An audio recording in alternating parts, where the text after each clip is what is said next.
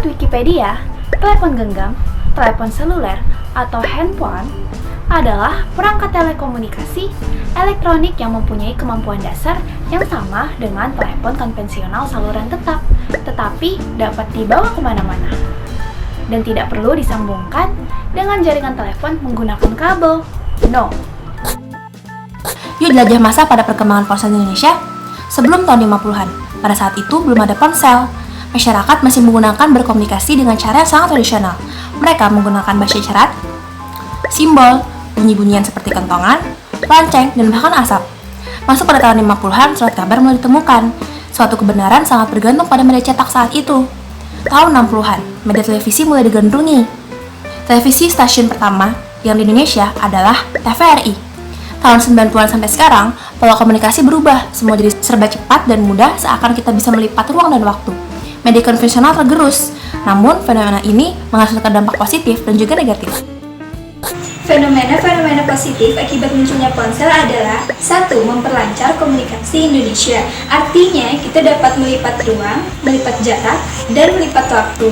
Contohnya adalah, kita dapat mengetahui secara detail bagaimana perkembangan COVID-19 yang ada di Indonesia maupun yang ada di dunia. Kedua, sebagai media dakwah dan penyebaran informasi positif. Setiap orang memiliki hak untuk membuat konten apapun itu, untuk disebarkan ke khalayak luas, termasuk juga untuk penyebaran dakwah dan tips-tips positif yang berkaitan dengan khalayak umum.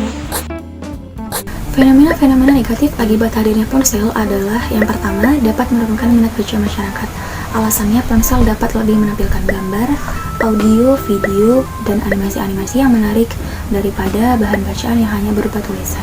Yang kedua, yaitu adanya bisnis-bisnis legal seperti penipuan-penipuan melalui SMS, prostitusi online, jual beli anak, jual data pribadi, dan juga sebagainya. Yang ketiga, yaitu tidak mengindahkan etika dalam penggunaannya, yaitu ponsel digunakan untuk merekam hal-hal yang tidak senonoh, seperti kasus-kasus yang belakangan terjadi, yaitu TikTok sholat sambil joget, dan video prank bagi-bagi sembako tapi berisi sampah. Yang keempat, yaitu penggunaan ponsel untuk gaya hidup, bukan untuk berkomunikasi. Contohnya adalah orang-orang yang selalu ingin membeli ponsel baru atau ponsel keluaran terbaru hanya untuk mencuri perhatian dari orang-orang di sekelilingnya. Kesimpulannya adalah, ponsel merupakan realitas baru dalam sistem komunikasi Indonesia sampai saat ini sangat bermanfaat bagi kita semua, apalagi bagi pemerintah dalam menyampaikan perkembangan virus COVID-19 di Indonesia. Dan bagi kita mahasiswa, dengan adanya ponsel, kita bisa mengganti perkuliahan secara tatap muka dengan perkuliahan secara daring. Perlu diingat juga, ada banyak sekali fenomena negatifnya akibat hadirnya ponsel. Seperti penjelasan sebelumnya. Maka dari itu, ponsel sebagai alat komunikasi modern harus digunakan dengan baik, beretika, mengingat tempat, mengingat waktu, dan keadaan.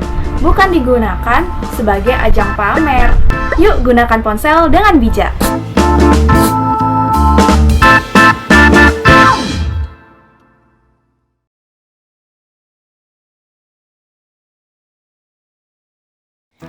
Halo, saya Firda, seorang mahasiswa ilmu komunikasi dari Universitas Mulawarman dan seorang pengguna ponsel dalam kehidupan sehari-hari.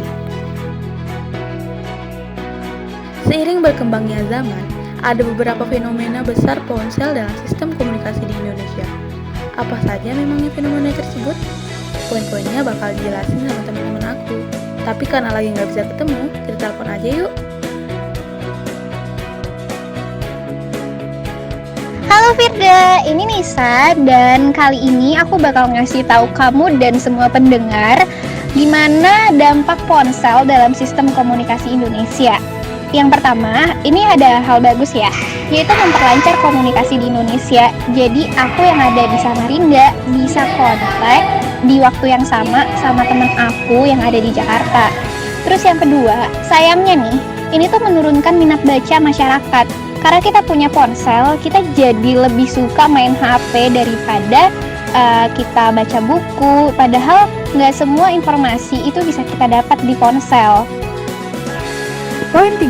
Praktik bisnis ilegal. Contoh praktik bisnis ilegal ini adalah penyelundupan narkoba, penyelundupan barang, bisnis prostitusi, perdagangan manusia, atau bahkan untuk menyasar pengguna bayaran. Untuk menghindari praktik ilegal ini, sekiranya kita dapat menggunakan ponsel, menggunakan akal dan logika, agar tidak terjadi hal-hal yang tidak kita inginkan.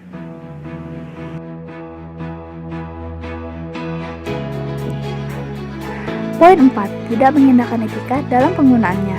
Nah, untuk etika sendiri luas sekali jangkauannya. But basically, etika adalah norma atau aturan yang dipakai sebagai pedoman untuk berperilaku. Atau sederhananya, etika ini standar yang membuat kita tahu bahwa perilaku kita ini baik atau buruk dan benar atau salah. Untuk contoh tidak mengindahkan etika, dalam penggunaan ponsel yang paling sering terjadi adalah penggunaan tutur bahasa yang tidak sopan dan kasar kepada orang lain.